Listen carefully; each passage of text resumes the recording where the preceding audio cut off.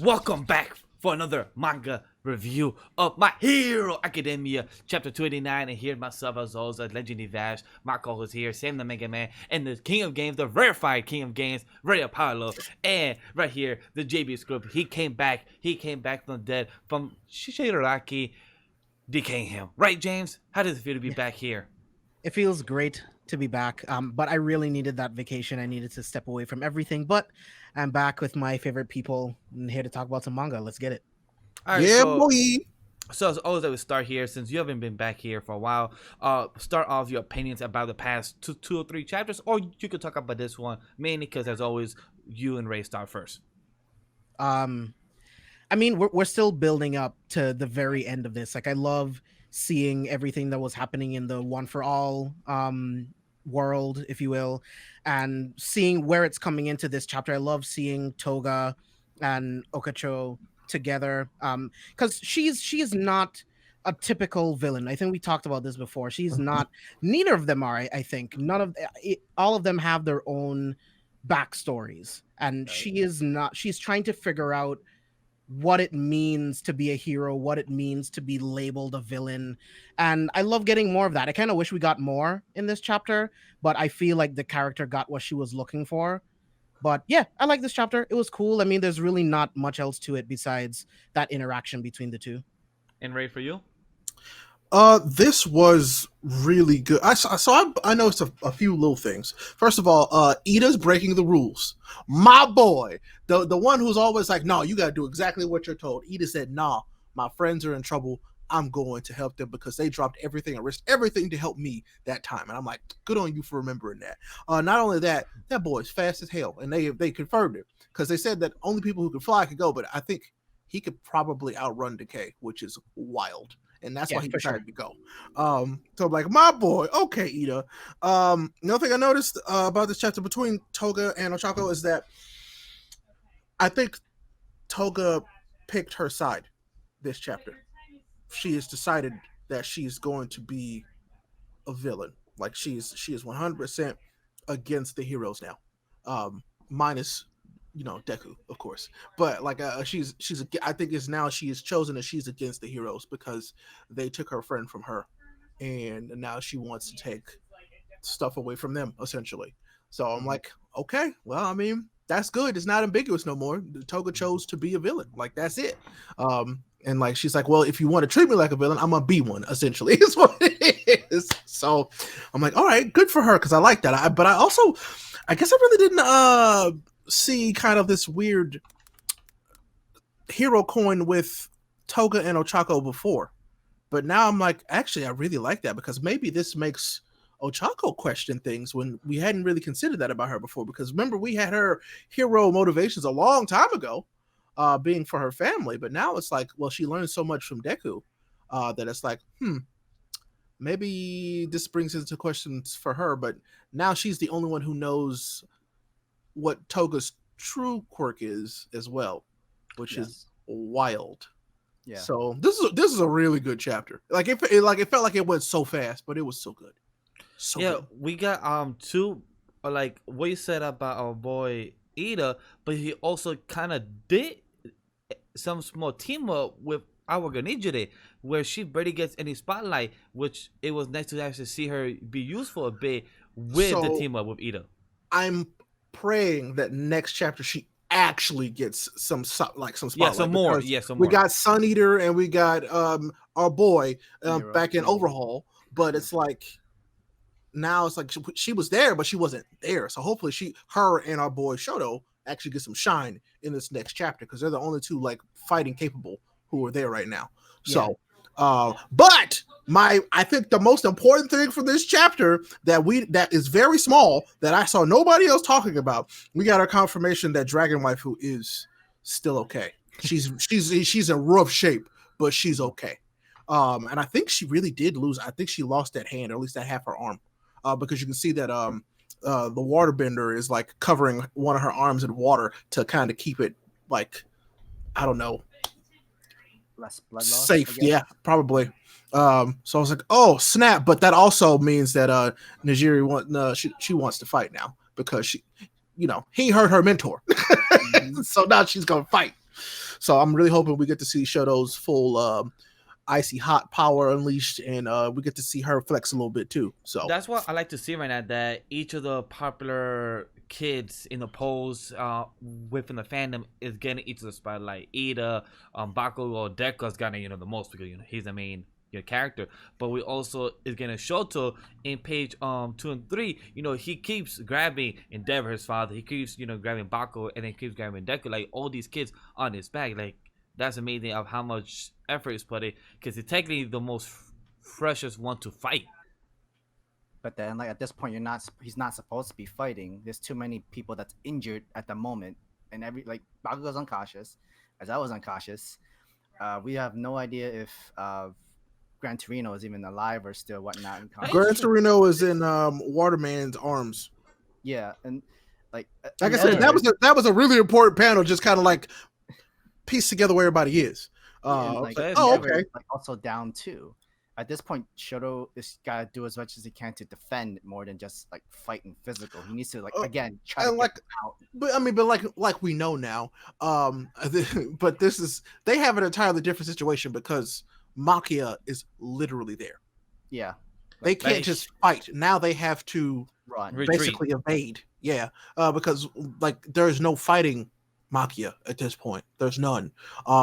But I also think that even with Machia, that All For One, the true All For One still who's there is going to be like, nope, get him and leave, essentially. But we all know that Dabi's going to try some bull. Yeah. So Dabi, we'll see. I feel like Dabi's going to kill somebody like very soon. No, it's not that. Killing anybody. No, not what yet. exactly is going to happen? Remember, the guy, part of the League of Villains, the guy Skeptic, he's part of the whole media. He knows how to control that. What's a better way to destroy, people's nice theory that believes Endeavor is the father or anything? What's the best way to do? Instead of killing your father, instead of hurting him, hurt his pride, hurt his ego by trying to reveal who he really is to the public. And that's why he has that kind of look. Like, he's ready to kind of have his father in the spotlight of the whole news media. I don't think so. I think if anything, they would talk about what Hawks did. Yeah. Instead, because that's the killing blow for Hero Society, not just number one. Number one's already got his ass whooped, so it's like, if anything, I think Dabi just wants to kill him. He doesn't want to embarrass him. He wants to kill him. Dabi's an anarchist. He doesn't care. Yeah, he don't care. Yeah, if anything goes into the media, it'll be the thing with Hawks. Like, heroes are not judge, jury, and executioner. Technically, they can't even make arrests, which is why they have to have police involved.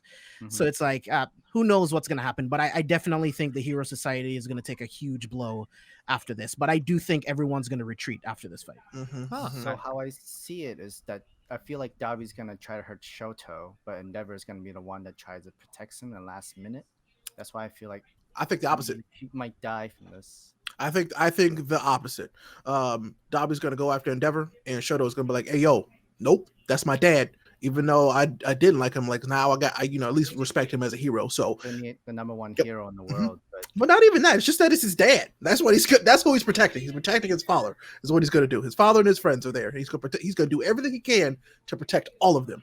But quick question. So me and Sam were having a quick discussion the reaction is that the quirk that Shigaraki is using in page 2 and 3 with the whole nail, the whole type of wires, do you think that was already indebted from All For One having it, or because I believe that same quirk is the one from the Forest quirk, the guy that had the mouth thing coming out? All for one used this against Best Genus and against All Might in their last fight. This is his mobile basically his debilitating move. It basically it'll just catch you off guard, and it'll basically supposed to immobilize you essentially. But now he's using it as it looks like Moonfish's quirk, but it's not. It does look like Moonfish's quirk. That's why I was trying to wonder, maybe it is his quirk, but probably evolved from his quirk. No, Moonfish literally all his wire from his mouth in target. Exactly. That's why he's called Moonfish. I mean, if it was his quirk though, I don't think so. But I think this is All For One's quirk, the one he's been using since we first met him. I think it was the first one that we saw him use. Yeah, it's one of them anyway. So, yeah. Besides the teleporting quirk. Right. So, which is I'm still waiting to see if that's what he's going to do with them. Is he going to teleport them out of there? Like I'm real curious to see. So, because he like Shigaraki's not listening, so he's going to have to do something to preserve the little bit of because I think he knows. I think one good shot from Shoto or Najiri probably could almost take out Shigaraki right now because he's taking such a beating. Like this dude is taking a beating, and I mean I don't think we've seen a character from anybody in this universe take this much of a whooping as he has right now. But I mean, he's also given just as much as he's taking. He has given it to like Deku, Endeavor, I mean, he's giving it to literally like the top 10 of the hero side. Yeah, the whole top 10 is gone. Top 10 Whoever and is Shin Hero, the the whole Shiro is gone. Yep. So yeah, he's done his job effectively, I think. So especially with Machia destroying literally like a whole city. Yeah. So yeah. I can't wait to see how Toga's gonna interact next if she does see Deku. How's that conversation gonna go, or if she's gonna have a chance to talk? Because I don't think she's gonna have a chance to talk because I don't think she's gonna catch up with him. Because remember how fast Machia is moving? Ain't no way Toga move that fast. Yeah. Quick question about Toga though. Do y'all think that Toga is going to use twice his quirk to bring him back? It's possible. Remember when she got injured? Twice gave her the blood, meaning she already has it. And she does love him. Exactly. She loves him, and she said it in this chapter. Brother. He said he loves him as a brother. Yeah. I mean, it's definitely possible. Will it happen? I mean, I don't know, but it's Because definitely possible. Toga with twice his quirk is more terrifying than twice with twice his quirk. For sure. But then, like, doesn't she have a limit too to the amount of time that she can use the quirk? No. Yeah. I mean, they didn't. I think it was how much. I think it was. That's what I'm saying. Is how much blood she lost. A lot of blood. He gave her a lot of blood. Oh, okay. You mean by the blood transfer? Yeah, bro. Maybe. But I'm trying to see, is it possible though that a person's blood and their quirk is connected and everything? Yeah. But can you bring that person's blood back into human? No, I mean like she basically would bring back a clone. Yeah, okay, like a clone. Okay. That's what I'm saying. Not like a resurrection. No. Yeah, that's the resurrection about here. Yeah, because I mean, all the clones have the same memories and everything anyway. So I feel like it'd be more scary to have a whole clones of Togas instead. Also true. That is true. Also, think about this way: if you're a clone and then you still have your regular Toga's like ability and quirk to drain blood to copy other quirks too and disguises, that'd be mind blowing. Like, you're imagining like a whole. What I'm saying, like, Toga with twice his quirk is scarier than twice with twice his quirk. Yeah, it's like having a whole scroll army kind of thing into your side. But also speaking about Toga and twice, also speaking about Toga and plus Ochako, I like how she also says like, I'm not the same person who I used to be when we first fought back then. So it shows her growth as a character and shows her growth. Absolutely. Yeah, of course. And plus it shows her growth as a fighter as well. Because before she couldn't really fight in combat, but now she has all her moves and she knows how to move much better with her quirk. So I like how we saw that improvement of her fighting style. Not even that. It's just her confidence you could tell like immediately, like there was no question. She just went in and she knew what she had to do. There was no hesitation, nothing. And I love that. I was like, nope. Ochako she was ready to go. She was ready to throw hands. 100%. I was like, girl. 100% agree, because before she used to count on other people on what they lead, but now she can actually feel confidence in herself to actually do the first step forward. Yep. Sure. But I mean, I think she also learned something about her quirk from Toga, which was weird. Like because she told her, she was like, yeah, I dropped him from really high. And I was like, she revealed the whole like her quirk ability, like the blood that I take and drink. Well, not just that, but like how she used Ochako's quirk. Which difference in this battle is that Ochako was lucky that her blood was not taken again from this fight. Although it might have been, don't know how much. I don't think it was like we don't know. Kind of able to dodge each other's like. Yeah, we have no idea. Yeah, we don't know because I mean there is one panel specifically where Toga, throws all her needles at her, and so we don't know like what was if there was any direct hits or not, but I would say that absolutely this chapter focus is Toga. We learned a lot about that character in this chapter, and I'm really, like I said, I tweeted about it. I like this character a lot more now than I think I ever have. Same. And that's Agreed.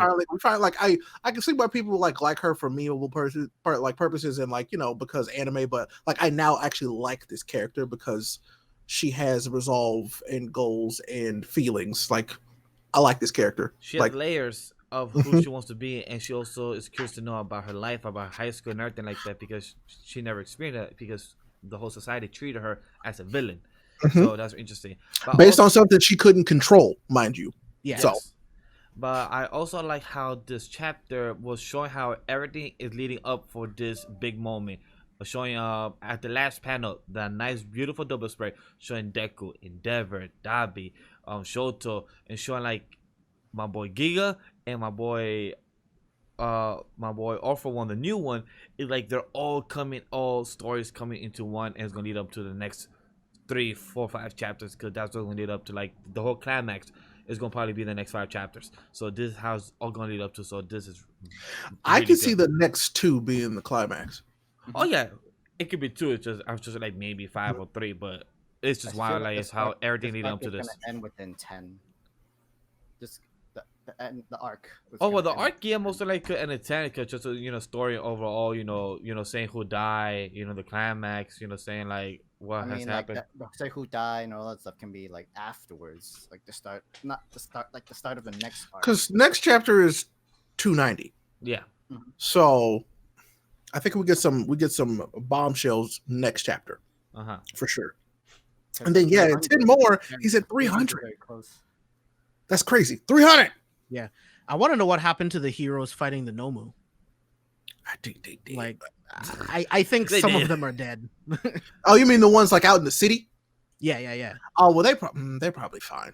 Because they had probably strength in numbers, but you never know, because those were Yeah, they were half baked high ends. Yeah. So Oh yeah, because Rockalok is still with Eraserhead and everything, so he's still alive. yeah, he's still there. Oh yeah. For the most part, for now, everybody who's still here that we've been focused on is still alive. They're just there's been no major deaths. Yeah, they're all maimed though, because I'm pretty sure we're gonna finish this, and they're gonna be like, "Well, Deku, both your arms are toast." Like I really think that Deku's arms are effed. Oh, yeah. After this one, Yeah, so because that's if when we you- get to the stuff with Eri. I think this is his last go. After he's healed, I think this is his last go. After this, if he messes with his arms again, that's it. I think this is his last one. James, I think this was the one, man. I think this is the one where he was like, "Hey, I can't feel my arms." Bro, if he says that, I'ma cry. So This would be like a reverse type of Orochimaru, of how like he literally can't fight with his arms, so now he has to fight with his legs. So like, you imagine Deku Knights just fights with his legs only for a while. I think that this is where they're like, well, Eri, we really need your help, and it's like super, super important, and then anime stuff happens, But I also think time skip is coming relatively soon. Oh yeah, it has to be. Like, it definitely shortest 6 months a year, longest 3 years. It has to. I think it could be longer than that. 5 years. Hey, I'm go for it. If it says 5 years, I'm like, hey, I'm all for it. Nah, not 5 years. That's like Injustice years. Yeah, I think a year. I think a little bit more than that would be too much. Yeah. Especially after an arc like this, I feel like you need to catch up with these characters pretty soon after. But there's a lot of healing, rebuilding that needs to be done. What I I'm think that can be saying done in a year. I think he goes through that, but then we get that big time skip. I really do think so. Okay. Because think about it. If they're all very injured, it's going to take them a while to heal. So like he's going to go through, account for all the people, I think. And then there are people who I think there are people who I think we're going to have some folks who change sides, to be completely honest with you.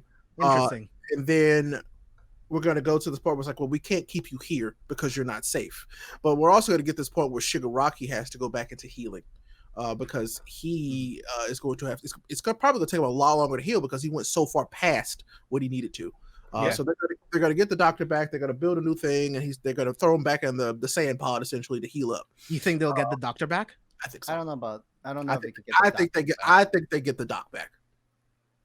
I mean, I think they're gonna feel like the doc did his job. We don't kind of need him to end the situation. Oh no, they still need him. They need the I mean, doc, they they definitely no, still need him need for him. a lot of stuff, but like, including the I think number. the doctor would like have a lot of confidence where like, it's either like you break me out of jail, you help me escape, don't help me escape. It doesn't really matter. My ultimate goal of having Shigaraki with the all for one quirk and abilities already succeeded. Like he completed. But his it's lifelong not done. goal.